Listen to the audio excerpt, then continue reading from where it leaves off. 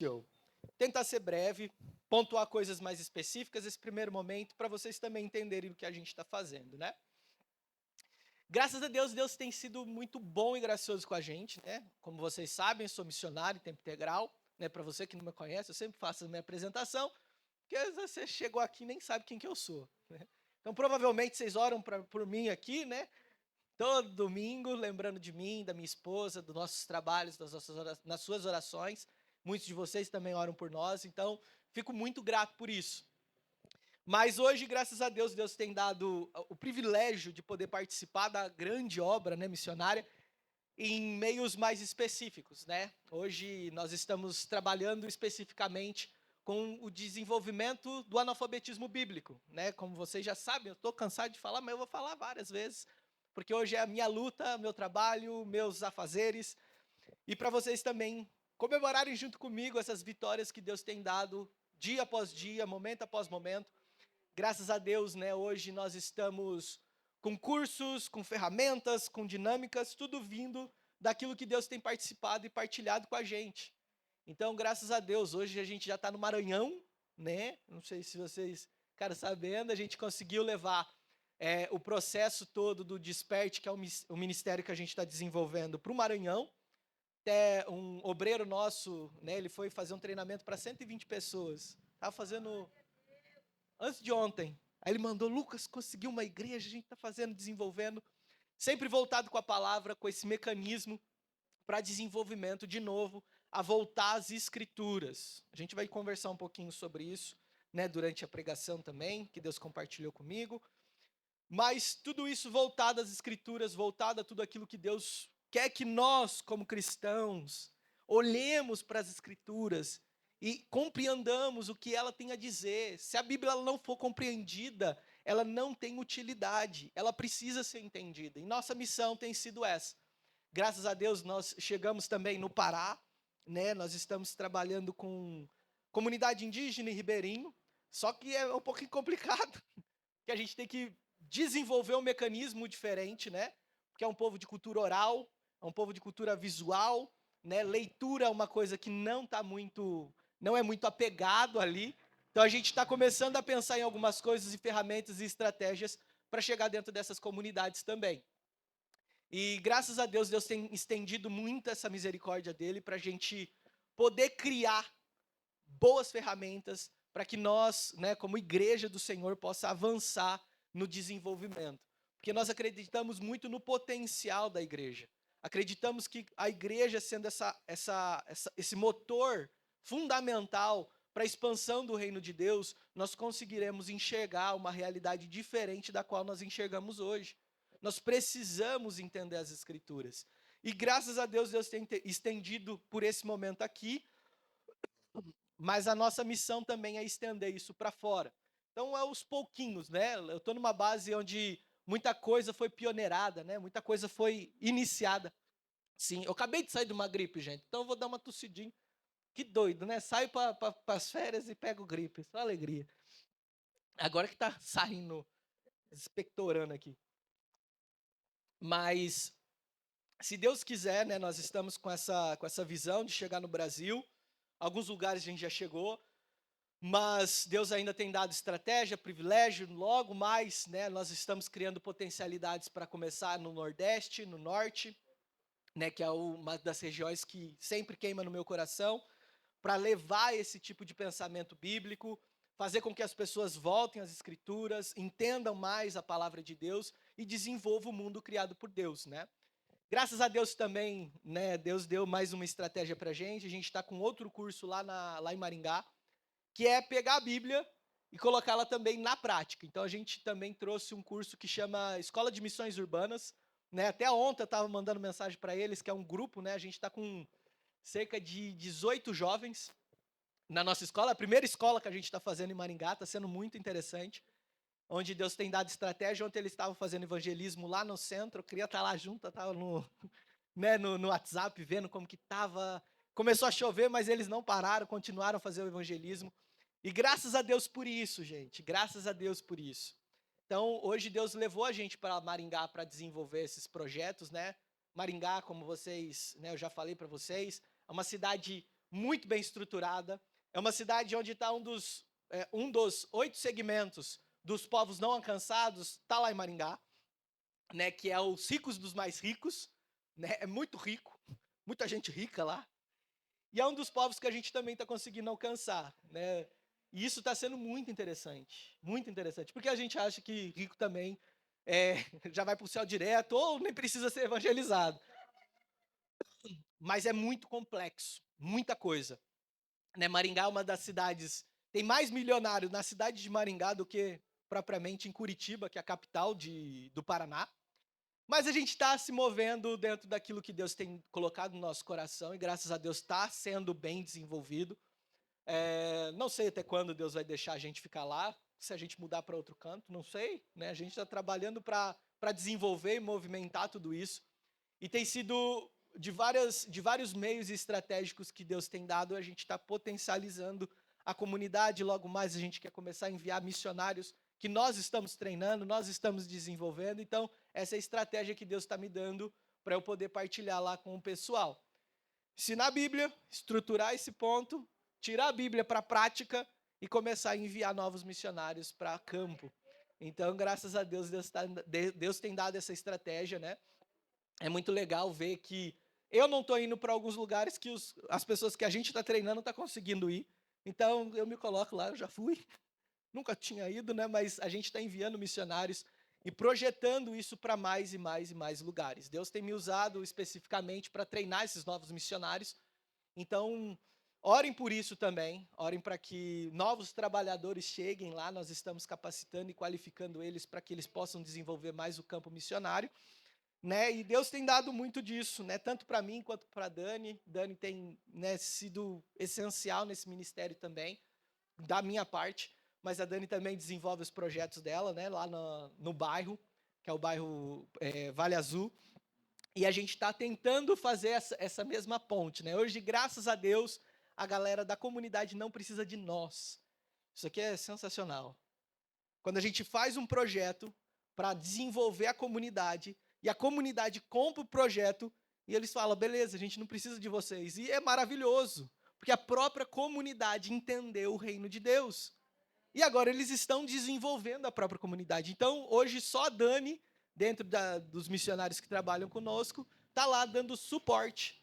Então, a gente tem outros bairros, né, bairros periféricos que nós estamos desenvolvendo projetos para que eles possam se desenvolverem sozinhos. Né? A gente não pode uma coisa cair em desuso, essa questão do paternalismo, né? Dá, e não ensinar. Então, muitos dos projetos que nós estamos desenvolvendo têm como cunho objetivo ensinar essa galera a desenvolver o mundo criado por Deus. Então, graças a Deus, tem sido muito legal. Tossi errado. Errei o ângulo aqui. Fui de um lado, mas a cabeça foi para o outro. Mas tem sido muito legal, né? Um testemunho maravilhoso que eu sempre gosto de contar é que nos nossos cursos, né? A gente está hoje, graças a Deus, para o Brasil todo. Ano passado a gente estava com 70 alunos. Eu fiquei de cara, falei, meu Deus, quanta gente! 70 alunos tendo curso com a gente, né? E graças a Deus a gente está conseguindo mobilizar isso de forma mais efetiva. A palavra de Deus em si mesma, ela tem um potencial, ela não precisa de mim. Isso é maravilhoso, Deus não precisa de mim. Deus não precisa dos missionários, Ele quer usar. Se Ele está usando, então vamos trabalhar. Então eu sempre gosto de lembrar isso tudo e enaltecer isso tudo, porque Deus não precisa de mim, Deus não precisa dos missionários. Deus quer usar e Ele vai usar quem Ele quiser. Escolheu eu, todo zoadinho do jeito que eu sou. Olha aí, e estamos fazendo bons trabalhos e muito legal. E eu quero agradecer, né, especificamente a vocês que fazem parte disso tudo. Vamos ver se vai dar bom esse negócio, hein? Agradecer a Deus por tudo isso que Deus tem feito, tanto a partir da minha vida, como a partir de vocês que oram, que ofertam, que estão partilhando junto comigo dessas vitórias, né? E são pequenas conquistas que para mim sempre é prazerosa demais. É ver pessoas olhando para a Bíblia e falando, Lucas, é muito legal, é muito bom. Eu não sabia que a Bíblia era assim. Eu não sabia que a Bíblia dava para ler desse jeito. Eu não sabia que a Bíblia tinha isso tudo. Falei, gente, tem mais. E isso daqui para mim tem sido sempre uma vitória, uma conquista. Mesmo, às vezes, fico muito cansado, né? Ano passado eu estava falando para Dani, nossa, Dani, que a gente trabalhava segunda, terça, quarta, quinta. A gente conseguia dar um time ali sexta, sábado e domingo. Frenético. Dando aula de manhã, de tarde e de noite, de manhã, tarde e de noite, trabalhando bastante, projetando mecanismos, ferramentas e tudo mais. E aí eu falo, nossa, quero parar um pouco. E aí, às vezes, Deus dá esse privilégio, né? Às vezes é esse momento de alguém levantar, Lucas, foi muito legal, foi muito bom, foi muito importante para a minha fé. Aí fala, beleza, recarregou um pouquinho, bora mais um pouquinho. É sempre gratificante ver como Deus está movendo, né? A igreja está movendo as missões, está movendo as pessoas. Isso é maravilhoso. E eu poder participar, e vocês estão participando disso junto com a gente, né? É sensacional e incrível. Mas, irmãos, tem muita coisa legal, né? E Deus tem dado esse privilégio maravilhoso no que estende-se a nós, né, como missionários. Graças a Deus, Deus tem feito muita coisa legal. Nós estamos num projeto, isso daqui, só para encerrar aqui essa parte, um projeto que chama OMT, né? O que significa essa coisa toda? Um dos nossos fundadores, que é o Loren Cunningham, né, criador da Jocum, ele morreu faz pouco tempo, mas ele estava com câncer, metástase, todo, ele não queria tomar remédio, falou, não, deixa eu morrer logo, quero ir logo embora. Ele já estava com 90 e lá vai fumaça. Vem, mas tipo assim, ele estava pregando todos os dias. Essa nova orientação da OMT, que é oração pelos povos de língua oral, era algo que estava queimando no coração dele e ele começou a transmitir isso para nós da Jocum. E, e o que diz isso, né? Hoje nós temos mais ou menos 7.000, quase 7.200 povos do mundo que não têm a Bíblia escrita, porque eles são de cultura oral. Ou seja, não tem funcionalidade palavras escritas. Eles não têm livro. Eles não leem. Eles não pensam assim como nós ocidentais, baseados nas escrituras. Então, existia-se um mecanismo que eles interpretavam, né, traduziam a Bíblia para a língua aproximada, que era a aproximação, por exemplo, nós aqui no Brasil temos cerca de 190 línguas só no Brasil. Não sei se você sabia disso. Mas comunidades indígenas e tudo mais, 190. E uma das grandes críticas, né, que nós, missionários, começávamos a fazer é que os povos perguntavam, Deus não fala a minha língua? Deus não fala a língua do meu coração? A língua que eu aprendi? Ou ele só fala a língua de vocês? É interessante essa indagação. Eles perguntavam, Deus é um Deus relacional, mas ele não se relaciona com a minha cultura, ele não se relaciona com a minha língua, ele precisa transfigurar totalmente a forma como eu preciso entender. Então foi por meio disso que nós hoje criamos esse movimento de cultura de tradução oral. Então hoje nós temos aí tradutores, né, desenvolvendo novos aplicativos, criaram uma maquininha, gente, maravilhosa. Uma maquininha junto com a SBB, Sociedade Bíblica Brasileira. É uma maquininha de som que em cima ele tem um dispositivo de... Como que chama o negócio de solar? Uma plaquinha solar. Então eles não precisam de energia elétrica. E aí eles gravam e colocam tudo nessa caixinha de som e entrega para as comunidades indígenas com a língua. Então eles vão andando de barco, canoa, escutando a palavra de Deus. Olha que doideira! A palavra de Deus está sendo dissipada, está sendo colocada para fora e muitos deles estão se convertendo, muitos deles estão entendendo. E uma das coisas que Deus tem compartilhado conosco é que provavelmente, né, eles começarão a pensar, tá, como que isso daí se aplica na nossa vida? Porque a palavra de Deus precisa ser aplicada para uma comunidade indígena. Eu falo porque hoje eu estou numa comunidade, eu brinco, né? Minha comunidade lá em Maringá é uma igreja presbiteriana dos 60 a mais. Só a galera ali, ó. E às vezes eu tenho sempre uma oportunidade para pregar, né? Uma vez por domingo. E eu falo, Jesus Cristo, eu tenho que sapatear para aplicar a coisa. Porque eu fico pensando, eu sou jovem, eu sempre preguei para jovem. Como que eu vou dar exemplos aqui? O que é esperança? A galera só tá esperando, gente. Uma moça lá fez quanto, amor? 80 e lá vai 86, 87. E eu falei, eu tenho que tirar do baú exemplos práticos, aplicacionais para tentar atingir o público. Eu falo, meu Deus, e é uma cultura muito parecida com a minha. Agora imagina uma comunidade que nunca ouviu de Deus. Ó, você pode ter certeza, eu já fui para comunidades do Quilombo que as pessoas não sabiam quem era Jesus. Dentro do Brasil. Você chega lá, conhece Jesus. Quem, menino, quem? Jesus, filho de Deus. Deus feito em filho? Ai, que legal. Tipo, é esse negocinho assim. Então a comunidade, as pessoas não sabem quem é Jesus. E mesmo que saibam, ainda não compreendem quem é esse Jesus das Escrituras. Então a nossa missão está sendo para isso também. Então orem por isso também. Orem para que Deus possa levantar esses missionários, né? Nós, como Desperte, né, que é um ministério que nós estamos desenvolvendo, nós queremos atender a parte secundária, que provavelmente vai ser os problemas posteriores do tipo compreensão. O que é justificação? O que é propiciação? Que a Bíblia vai falar e vai tratar. Será que na língua desse povo tem isso tudo? Provavelmente não. A gente vai ter que criar. Então a gente está começando a pensar nisso e começar a promover essa base de estudos para uma cultura oral. Então, enquanto já começar a desenvolver isso, a gente já está vindo com outro lance que provavelmente vai ser efetivo ali no fim. Então, orem por aí que Deus possa abrir as nossas mentes para começar a desenvolver esses projetos. Amém? Irmãos, para mim não demorar,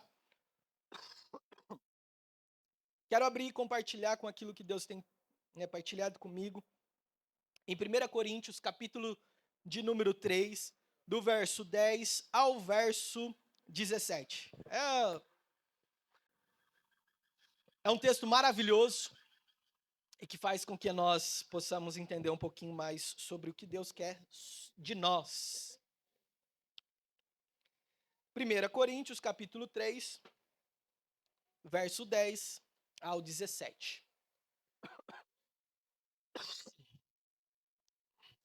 Segundo a graça de Deus que me foi dada, lancei o fundamento como sábio construtor, e outro edifica sobre ele. Porém, cada um veja como edifica. Porque ninguém pode lançar outro fundamento além do que foi posto, o qual é Jesus Cristo. E se o que alguém edifica sobre o fundamento é ouro, prata, pedras preciosas, madeira, feno ou palha, a obra de cada um se tornará manifesta, pois o dia a demonstrará. Porque será revelada pelo fogo, e o fogo provará qual é a obra de cada um. Se aquilo que alguém edificou sobre o fundamento permanecer, esse receberá recompensa.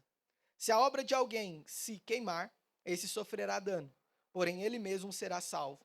Mas como que através do fogo, verso 16, vocês não sabem que são santuário de Deus e que o Espírito de Deus habita em vocês?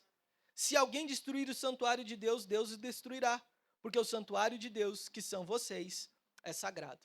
Vamos orar mais uma vez? Pai, muito obrigado, Pai, pela tua palavra. Ilumina o nosso coração, esclarece essas palavras para nós. Que essas palavras possam penetrar no nosso coração, no nosso intelecto, nas nossas vidas, de forma prática, efetiva, e tornar o nosso coração cada vez mais cativo a essas verdades, Pai. Nos ensine, nos orienta, usa a minha vida para que ela possa ser transmitida da forma mais clara possível. No nome de Jesus, amém. Amém? Pode se sentar, gente. Certo. Nós estamos vivendo em dias muito difíceis. Vocês já perceberam isso. Muito se fala sobre verdade, muito se fala sobre a relativização sobre a verdade. Nada é absoluto, tudo é abstrato, ou seja, nada é muito conclusivo. O que é amor? O que é felicidade? O que é vida com Deus? As coisas se tornaram tão voláteis que as pessoas não têm mais bases fundamentais de como pensar não só a fé, mas a vida. A busca por dinheiro, a busca por emprego, a busca desenfreada por várias coisas. Hoje se tem um nome, né? A sociedade do cansaço. As pessoas estão totalmente cansadas, aceleradas, absolutamente neuróticas. O mundo hoje tem uma questão muito, né? Os psicólogos hoje é o nível de emprego que tem mais crescido. As pessoas estão precisando de remédio cada vez mais porque o mundo tem pregado dissoluções, ou seja, ideias sem fundamentos. O que é verdade para você pode não ser verdade para mim. Isso é muito problemático.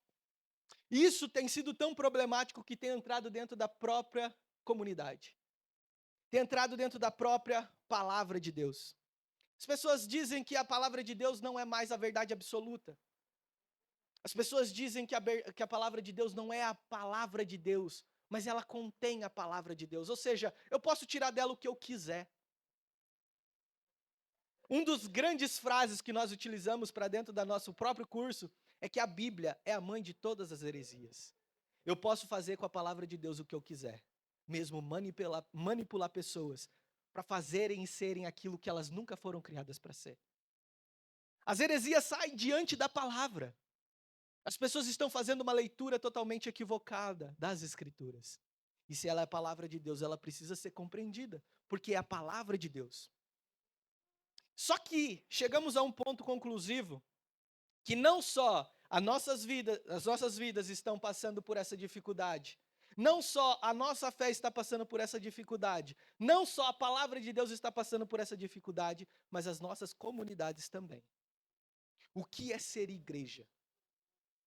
O que é caminhar sobre a perspectiva de Cristo? O que é vida de santidade? Muitas pessoas estão sendo adeptas à vida cristã, mas o que isso significa? Eu já disse a vocês, ano passado, nós somos cerca de 65 milhões de pessoas professando a fé cristã no Brasil. E esses números só crescem. Mas qual é a diferença de ser cristão? Que tipo de fé nós estamos desenvolvendo? E quando digo nós, eu digo a nossa comunidade de fé, a igreja, a organização. Pastores estão desenvolvendo tipos de pensamento totalmente fora e alienados à palavra de Deus. Isso é muito perigoso. Só que isso não é novo. Salomão já vai nos ensinar. Não existe nada novo debaixo do sol. E a mesma coisa estava acontecendo com a igreja de Corinto. A igreja de Corinto, eu vou trazer um transfundo histórico bem básico aqui para vocês, só se localizarem no texto. Era uma igreja extremamente interessante. Era uma igreja muito rica. Eles tinham muitas posses. Tinha muito dinheiro. Não só rica, elas também tinham pessoas muito intelectualizadas. Pessoas que gostavam muito de filosofia. Porque a comunidade de Corinto era uma comunidade grega. Logo, o pensamento grego, helênico, era muito forte naquele lugar. Não só isso, a palavra de Deus vai nos ensinar que aquela igreja tinha vários dons. Pensa, dons de línguas, dom de revelação e um monte de coisa ali. A igreja tinha. Só que era uma igreja extremamente problemática.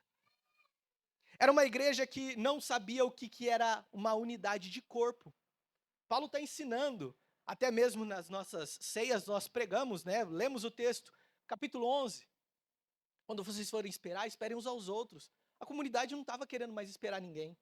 A gente está com fome. E Paulo fala, se você está com fome, come em casa. Porque a comunidade estava chegando, a ceia naquela época era todas as vezes que eles se reuniam, tinha lá um comidão, eles comiam, davam graças a Deus e viviam. Só que muitos desses ricos que moravam mais no centro estavam comendo a comida toda. E os pobres que moravam muito longe, porque era caro viver no centro, passavam fome. Uma comunidade, por exemplo, que um dos membros da igreja estava dormindo, tendo relações sexuais com a madrasta. Doido, né? a comunidade estava totalmente perdida. Era uma comunidade rica, era uma comunidade intelectualizada, era uma comunidade que tinha vários dons, porém estava destruída. E é muito interessante que Paulo, no capítulo 3, ele começa a fazer uma análise. Não só isso estava acontecendo, mas a própria comunidade estava brigando, porque preferiam mais um pastor do que o outro. Alguns diziam, eu sou de Apolo, eu gosto de Apolo. Muitos vão dizer que Apolo era um grande orador. Ele falava muito bem e os filósofos gostavam disso. Outros falavam, não, nós somos de Paulo, nós gostamos das ideias de Paulo. A igreja estava dividida. Então o cenário que Paulo encontra essa igreja é um cenário totalmente devastador para uma comunidade. Como uma comunidade de fé vai crescer em meio a totalmente essa bagunça? E é ali que Paulo começa a instruir. Lembrando que Paulo é muito intencional nas igrejas que ele vai abrir as comunidades. A cidade de Corinto era uma cidade portuária, muito bem acessada. Só que não só isso, mas ela tinha uma fama. Sabe qual que era a fama da igreja de Corinto? Era uma cidade fofoqueira. Quer pregar o evangelho? Prega logo lá, irmão. Vai dissipar rapidinho. Paulo era muito estratégico. E ele vai na cidade de Corinto para poder pregar o evangelho, para que isso venha a ser cada vez mais espalhado. Paulo não tem tempo, gente. Paulo está para morrer a qualquer momento. E é nesse cenário que nós abrimos nesse ponto aqui do que Paulo está tentando tratar. E ele dá 3 características muito interessantes. São 3 características da verdadeira igreja de Cristo. 3 características de uma igreja vitoriosa. 3 características de uma igreja que está diante do Senhor. Paulo está ensinando aquela comunidade de que viver a vida com Cristo precisa de algumas regras. Porque vocês, ele dizendo para os coríntios, estão totalmente fora de si. Dentro disso, eu quero que, quando nós formos estar lendo aqui a palavra, a gente pensa em 2 segmentos que Paulo está atendendo. Primeiro segmento, individual. Paulo está lendo a comunidade, não só como uma comunidade em si, mas uma comunidade que tem uma composição de pessoas. Pessoas individuais. Segundo movimento que nós precisamos fazer essa leitura, comunidade, igreja. Comunidade, nós. Certo? Para a gente entrar, Paulo ele faz um cenário muito interessante. Ele usa de uma analogia, muito comum naquela época, que era uma analogia de construção. Empreitada. Fundamentar casa, erguer. E Paulo ele vai utilizar disso para nós entendermos um pouco. Paulo está fazendo uma analogia. Ou seja, ele está usando uma historinha ou composições do dia a dia comum para explicar uma coisa muito robusta. Uma coisa muito concisa, que é a nossa fé. Então, primeira característica que Paulo nos ensina de uma igreja vitoriosa, e eu gosto desse termo vitoriosa, porque a vitória ela tem que ser bem entendida. Não só como conquista, mas como essa potencialidade do que Cristo está fazendo em nós. Nós somos vitoriosos não porque nós temos tudo que nós queremos. Nós somos vitoriosos porque nós temos tudo o que precisamos. Isso muda a dinâmica de como nós enxergaremos a Deus. Somos vitoriosos porque Cristo está em nós. E basta. E Paulo está explicando isso para a comunidade. E a primeira característica que ele vai desenvolver aqui é do versículo 10 ao versículo 11, que vai dizer assim: segundo a graça de Deus que me foi dada, lancei o fundamento como sábio construtor, e outro edifica sobre ele, porém, cada um veja como edifica, porque ninguém pode lançar outro fundamento além do que foi posto, o qual é Jesus Cristo. A primeira característica que nós temos de uma igreja vitoriosa é que ela é fundamentada em Cristo. Ela precisa ser fundamentada em Cristo. Quando nós vamos construir uma casa, se você já viu, a primeira coisa que nós fazemos é o quê? Os alicerces. Um alicerce mal trabalhado, um alicerce torto, o que vai acontecer com a casa? Vai cair. Eu acho muito interessante a nossa casa, né, lá em Maringá. Teve muita gente que construiu, mas nunca foi pedreiro. Tem casa lá que foi construída pelo YouTube, pra vocês terem noção. E é muito interessante que a casa eles não alinharam direitinho, porque foram pessoas que estavam precisando, é pioneirismo, tem que construir, colocar gente. E é muito interessante que parece que eles só olharam no olho. Tá legal, pode ir. Porque quando a gente vai colocar a cama, a gente tem que escolher os dois lugares. Ou você coloca na parede, ou você coloca na cabeceira. Os dois não dá. Vai ficar um vão. Um fundamento mal alinhado, esquece. A casa toda vai ficar torta. A casa toda vai ficar torta. Um fundamento mal preparado vai ficar torto. E às vezes a gente não presta muita atenção porque o fundamento não é visto. Já repararam? O fundamento fica no chão, as colunas ficam cobertas. As pessoas não veem esses fundamentos, mas os fundamentos é a parte mais essencial da casa. Paulo está dizendo isso porque aquela comunidade precisava entender. Mesmo que os ensinos de Jesus não estão aparentes, eles estão fixados. Porque quando ele fala sobre esses fundamentos, ele está falando sobre Jesus e os ensinamentos dos apóstolos. É por meio deles que nós temos a palavra de Deus. O Novo Testamento, Paulo, Tiago, Pedro, João, foram que escreveram. Paulo está ensinando os fundamentos da verdadeira igreja de Cristo está baseada no Evangelho e nos ensinamentos dos apóstolos. Todas as coisas posteriores a isso são do maligno. Às vezes, nós estamos construindo os nossos fundamentos baseados no que nós achamos, no que nós sentimos, no que nós queremos, no que nós desejamos. Ah, a fé é assim, a fé é ali, a fé é aquele jeito. Você pode ter certeza que os seus fundamentos vão estar totalmente desalinhados. E quando você começar a construir a casa, vai ficar igual a minha que está lá em Maringá. Um lado mais torto que o outro. E nada encaixa. Aí o que você tem que fazer? Quebrar e fazer tudo de novo. Primeira característica de uma igreja vitoriosa em Cristo, ela precisa ter os fundamentos em Cristo e nos ensinamentos da palavra. Quanto mais distante nós estamos da palavra, mais distantes estamos do fundamento verdadeiro.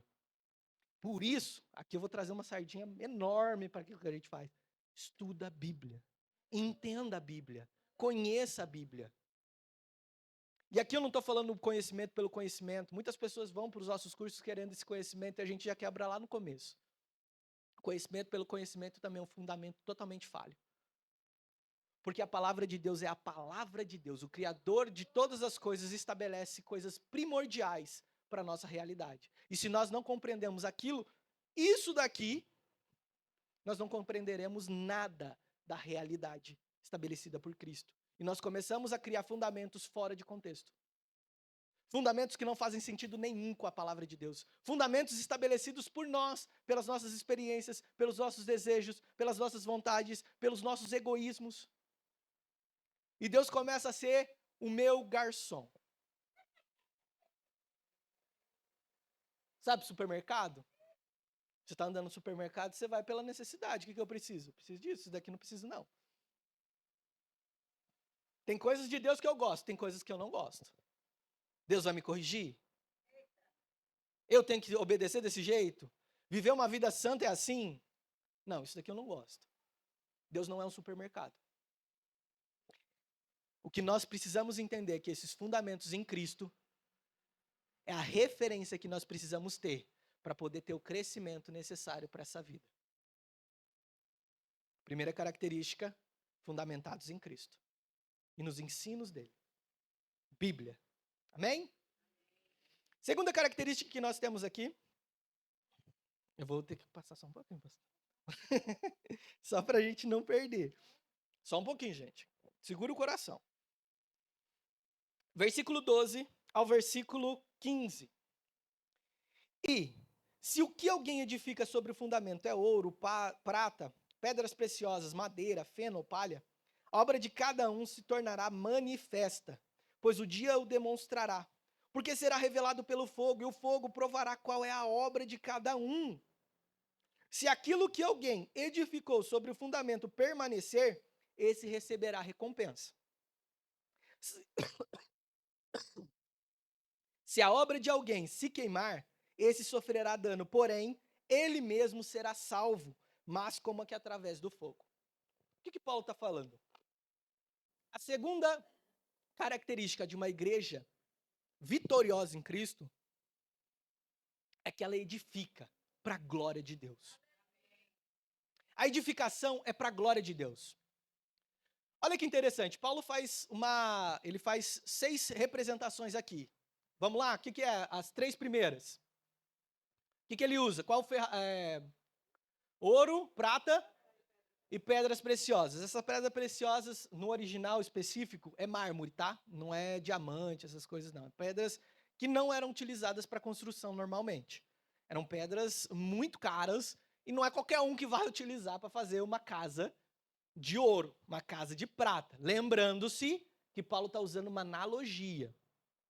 E os 3 outros produtos que ele está utilizando os que são madeira, feno e palha. E Paulo está dizendo que vai chegar um dia, esse dia na minha Bíblia está com D maiúsculo, isso, que é o dia do Senhor, é o dia do juízo, é o dia do grande fim, que vai ser provados pelo fogo. E aí, convenhamos, quando esse fogo consumir a casa, o que vai desaparecer? A palha, a madeira e o feno. Paulo está fazendo uma analogia muito interessante. Primeiro, que os materiais que ele utiliza para construir não são convencionais. Quem vai utilizar ouro, prata e pedras preciosas para construir uma casa? Paulo não está falando sobre a peça em si. Paulo está falando de um conceito muito interessante. O conceito que ele está trabalhando não é sobre o produto, mas é o que é esse produto. Isso. Porque muitos de nós podemos ler esse texto e começar a mensurar o que é construir, edificar a casa do Senhor. Fazer grandes obras.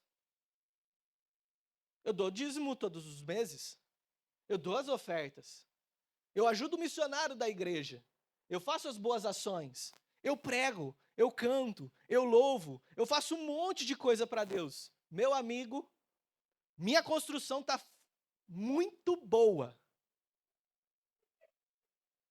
Só tem ouro ali. Nem pedra preciosa, é ouro. Só que Paulo está dizendo, na verdade, que essas coisas elas não têm o seu fim no material. Mas não é o que nós fazemos, mas a grande questão é como nós fazemos. Fazer as coisas para Deus é diferente de fazer as coisas com Deus. Convenhamos. Um exemplo que eu gosto muito de usar, que um amigo meu utiliza, eu acho fantástico. Você já levou o carro, ok? Vocês já lavaram alguma vez o carro? Eu não tenho filho, mas provavelmente o Timóteo vai ser assim. Eu vou começar a lavar o carro. O que o meu filho vai querer fazer? Ele mais ajuda ou ele mais atrapalha? Ele vai derrubar o água, ele vai fazer. Mas eu quero que ele aprenda junto comigo. A mesma coisa é eu e você. Às vezes a gente vai tentar ajudar Deus. A gente mais atrapalha do que ajuda. Mas Deus não está tirando a gente. Você não faz isso com teu filho. Você não fala, nossa, você é muito burro. Sai daqui. Você não sabe construir. Você não sabe limpar direito. Você continua, toma aqui, limpa. Aí você tem que passar lá de novo e fazer a mesma coisa. É a mesma coisa que nós fazemos. Nós achamos que fazemos coisas maravilhosas para Deus, mas muitas vezes o nosso coração está enganoso. Estamos fazendo as coisas para Deus sem Deus. Já perceberam às vezes isso? O coração longe daquilo que Deus está dizendo para nós fazermos. É nisso que Paulo está falando. Quando o fariseu e o publicano, e o pecador estavam no templo, e o fariseu olhava para Deus e falava, Deus, eu agradeço ao Senhor, porque eu jejuo 2 vezes por semana, dou os meus dízimos, dou as minhas ofertas e faço tudo o que agrada ao Senhor. O pecador estava batendo no peito, falando, Pai, miserável homem que eu sou. Jesus está ensinando um princípio tão interessante para nós. Não é sobre o que nós fazemos para Deus, mas é sobre como nós fazemos as coisas para Deus. Glorificar a Deus é trazer o verdadeiro significado para essa realidade. O verdadeiro significado do que é trabalho. O verdadeiro significado do que é família. O verdadeiro significado do que é criar filhos. Porque muitas pessoas acham que fazer a obra de Deus é subir aqui em cima, tocar louvor, pregar, falar bem. Fazer a obra de Deus é manifestar o reino de Deus com aquilo que eu tenho nas mãos. Glorificar a Deus não está relacionado a quem fala, a quem prega, a quem canta. Se fosse assim, Jesus Cristo. Metade da igreja não fazia a obra de Deus. Mas não é sobre isso. É sobre desenvolver o bom mundo que Deus nos deu. Cuidar da nossa família.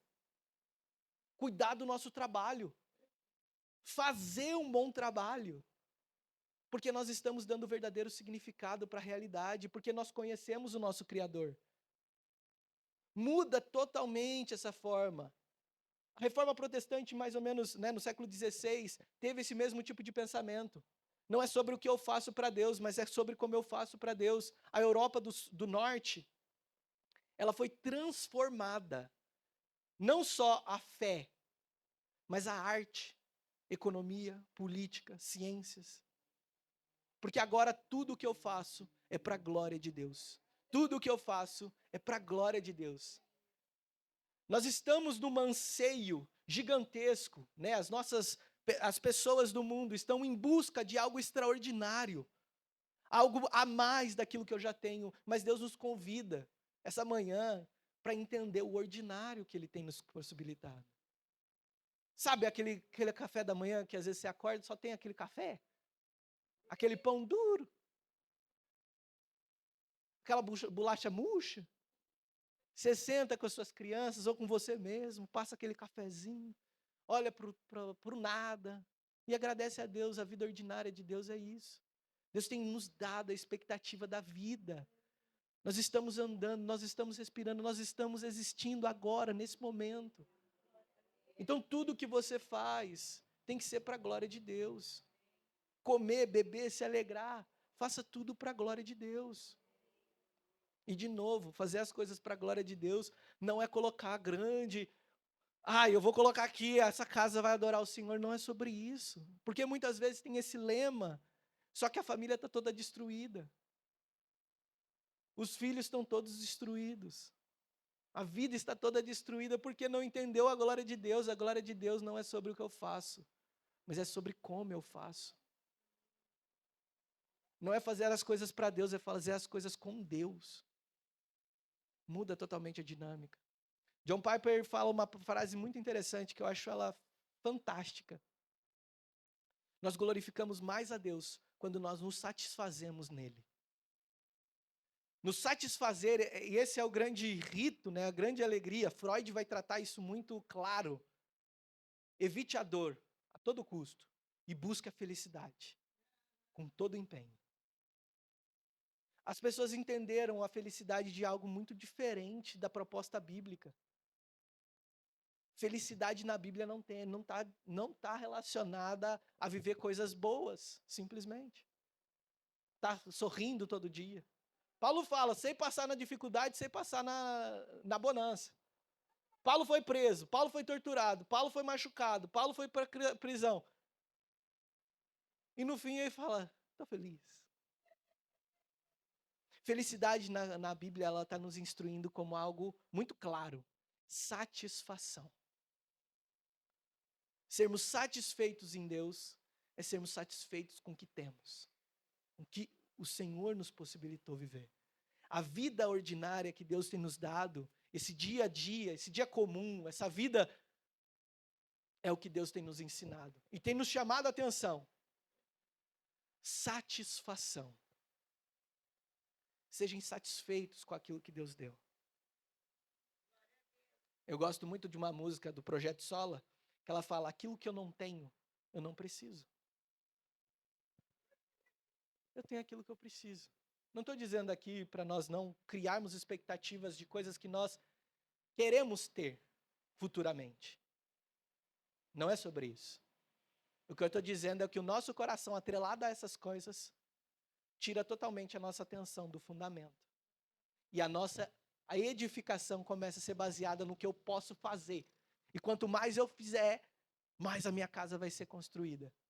Só que construída com palha, com feno e com madeira. E no dia do juízo, elas vão ser queimadas. Legal, bacana que você conquistou muita coisa. E aí é interessante que no finalzinho ele vai falar que essas pessoas, elas não vão ser rejeitadas. Elas são salvas. A palavra vai ensinar aqui. Mas elas vão fugir como a palavra que ele utiliza, né? No verso 15. Se a obra de alguém se queimar, esse sofrerá dano, porém, ele mesmo será salvo. Ele vai ser salvo. Mas, como que através do fogo. Essa palavra no original é a ideia de tá fugindo. Ele quase chamuscou aqui. Quase foi pego. Mas a misericórdia de Deus o tirou de lá. A má construção, a edificação. Lembra que o Paulo está falando? Fundamento, construção, para alguma coisa interessante que ele vai tratar no fim. Amém? Primeira característica é o quê? Fundamentado em Jesus. Segunda característica, edificados para a glória de Deus. Grava isso. Terceira característica que nós temos. Vamos ler? Verso 16, verso 17.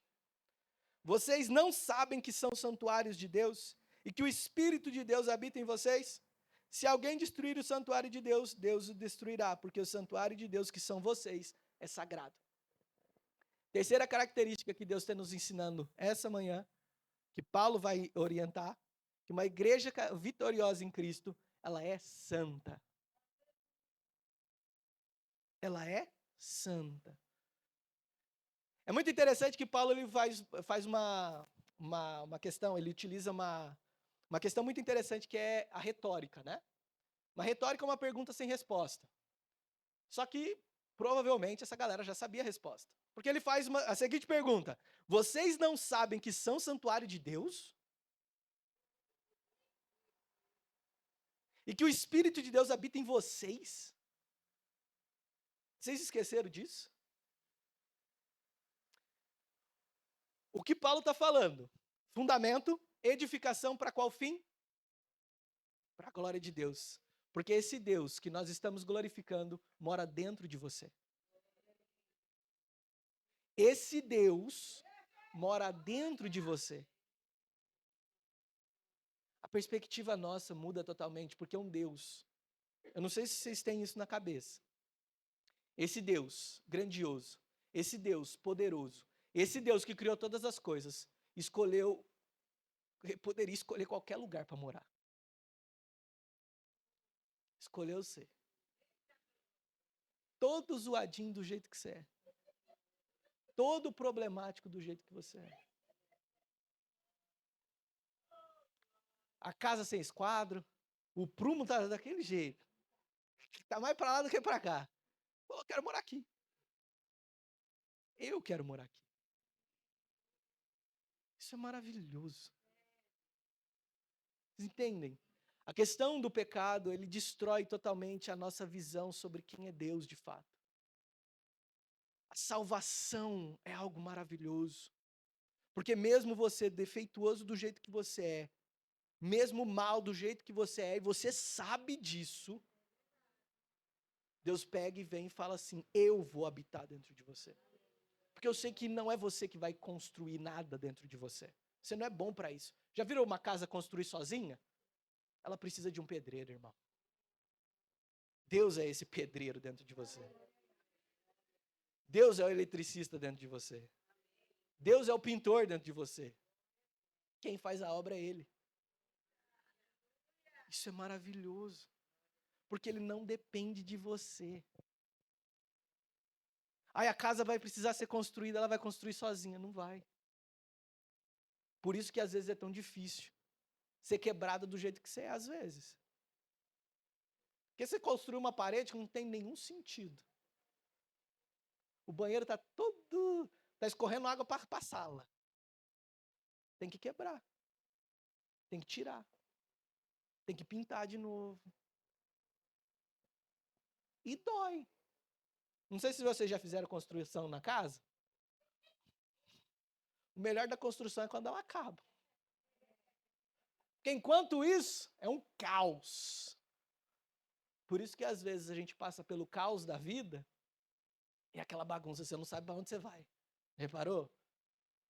Bate de um lado, bate do outro, as coisas não dão certo. Parece que tudo começa, está dando tudo errado. Mas está sendo construído. Porque esse Deus habita dentro de você e ele vai fazer mudanças. Ele vai fazer mudanças. Desculpa te informar isso. Mas ele não habita em qualquer casa, não. Por isso que ele vai te tratar em várias coisas. E é muito interessante para a gente finalizar, é que Paulo ele utiliza esse argumento, porque Deus ele cria todas as pessoas. E com uma finalidade. Qual a finalidade do ser humano? Adorar a Deus. Todos os seres humanos foram criados para isso. Queira você gostando ou não. Todos os seres humanos. E é muito interessante que se você não adora a Deus verdadeiro, você adora qualquer outra coisa. Já reparou? Dinheiro, trabalho, família, amigos, futuro, passado, presente. Porque nós fomos criados para isso. E tudo que colocamos dentro desse coração começa a se tornar um ídolo para nós. E totalmente destruído. Nós fomos criados para isso. E nós começamos a destruir toda a humanidade que não coloca Deus, o verdadeiro Deus, no centro dos nossos corações. Ele começa a destruir o santuário de Deus. A palavra vai nos ensinar que essas pessoas elas vão ser destruídas. Assim como elas estão destruindo o templo do Senhor, o santuário do Senhor, a casa e a morada do Senhor, elas também serão destruídas. Mas aqueles que permanecem no Senhor, e isso é muito interessante, ele vai dizer, porque o santuário de Deus, que são vocês, é sagrado. Esse Deus que habita dentro de nós, ele não é qualquer coisa. Ele não é dinheiro, não é família, ele não é nada daquilo que você colocou, às vezes, no coração. Ele é santo. Essa palavra santo, às vezes a gente tem uma conotação errada dela. Uma ideia de só simplesmente separados. Mas a questão do que a Bíblia ela vai nos ensinar sobre santidade não é só os separados, mas é a aproximação. Nós nos separamos porque achamos que é mais interessante. Mas quanto mais nós nos aproximamos de Deus, mais separados nós ficamos de coisas que não são de Deus. A santidade é um reflexo de uma vida de relacionamento com Deus. Uma vida de relacionamento que te afasta do pecado, que te afasta dos desejos maus, que te afasta das suas impressões, dos seus egoísmos, das suas vontades, dos seus desejos. Viver uma vida de santidade não é uma vida de exclusão, mas é uma vida de aproximação com Deus. E ali você vai entender, aquilo lá não faz sentido nenhum. Porque você está próximo desse Deus sagrado, desse Deus santo. E esse Deus, em 1 Pedro, vai nos ensinar, assim como Ele é santo, eu preciso também ser. Irmãos, de novo, no meio do mundo caótico, em meio ao mundo totalmente destruído, o fundamento perfeito não está nas coisas do mundo, não está em mim, não está na igreja em si, está em Cristo. Sem Cristo como fundamento, sem Cristo como a glória. Eu não sei se vocês notam, mas o que Paulo está nos ensinando é que toda a construção dessa casa é Cristo. Ele é o fundamento, é para a glória dele que construímos, para que ele possa habitar. Não é sobre você. Isso é maravilhoso. É sobre Deus querendo participar. Dando o privilégio para você participar de coisas que ele está fazendo. 3 características de uma igreja vitoriosa em Cristo. É que ela tem um fundamento nos ensinos do Senhor Jesus. É que ela edifica para a glória de Deus. E que ela é santa. Então, que possamos sempre nos lembrar desses atributos, do que Deus tem nos convidado a participar. Viva essa vida fundamentada em Deus. Viva essa vida para a glória de Deus. Viva essa vida para santificação em Deus. Não perca isso de vista. Essa é a nossa vida.